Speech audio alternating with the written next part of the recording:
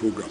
We are also demanding in that letter that within 1 week from today, government should publicly announce that all pension funds, including SNIT, are exempted from the debt exchange program.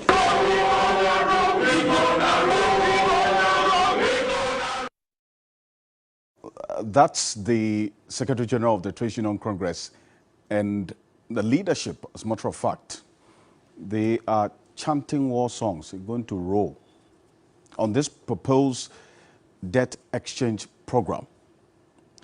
Now, they've given government a 5-day ultimatum to exempt pension funds from the proposed debt program. And bear in mind, government is also racing against time to get this program approved. And the only way that can happen is if at least a little over 50% of the stakeholders support the exchange program that has been launched. So far, none of them have supported it or given their indication of helping in the process.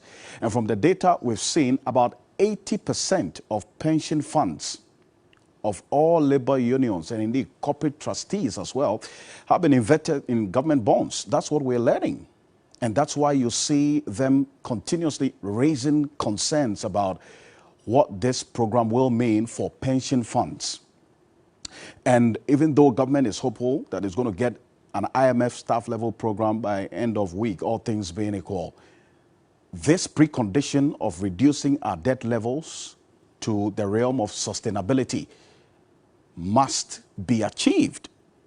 And the chunk of that is hinged on this debt exchange program, which has not received the support of the stakeholders. And let me clarify something. The impact of this debt exchange program will not only be on the pension funds of public sector workers, because we've seen a lot of the labor unions of public sector workers rather at the forefront of resisting this and raising concerns. Private sector workers are also going to be affected because we have tier 2 and 3 pensions deducted from salaries and remitted to corporate trustees in line with the National Pensions Act, Act 766. That's the managers of the tier 2 and tier 3 pensions. Now, let me recall this. Take a listen to the executive secretary of this is the Chamber of Corporate Trustees, Thomas Esso, talking about how private sector workers are also going to be impacted with this debt exchange program, especially the pension funds in the tier 2 and 3 pensions managed by the corporate trustees themselves. Briefly. So you know the trustees are those who are managing the tier 2 and the tier 3 of in line with the new Pensions Act. SNIT is doing the tier 1. And so the monies that we receive, that we place in bonds with the government of Ghana, are actually the contributions of workers and not ourselves and not the institutions. That is why that should be of concern. And I'd like to lay the basics so you understand the extent or the quantum of impact of this proposed exchange program and why all of these concerns are quite legitimate. From the data shared by these corporate trustees who manage our tier 2 and 3 pensions, bear in mind SNIT manages our tier 1 pensions. SNIT has also invested our pension funds, part of it in government bonds as well.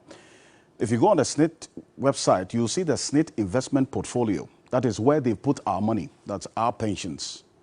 You can find it on their website. I gleaned this from the SNIT website. As far back as 2017 till date, you would see the investment portfolio. That's SNIT investment series. You see it there. You find this on their website, as a matter of fact. They say the 6th edition of the SNIT investment series opens the discussion on the fixed income portfolio. It's managed by the Fixed Income and Financial Advisory Services under the Investment and Development Division and Treasury Department under the Finance Division. They handle the debt lending arrangement of the trust to third parties and typically undertakes medium and long-term fixed income transactions with tenors exceeding 1 year. It goes on and on. It says the trust, and this is it, the trust's fixed income portfolio comprises bonds and notes, term loans, student loans, and treasury placements, and so on and so on.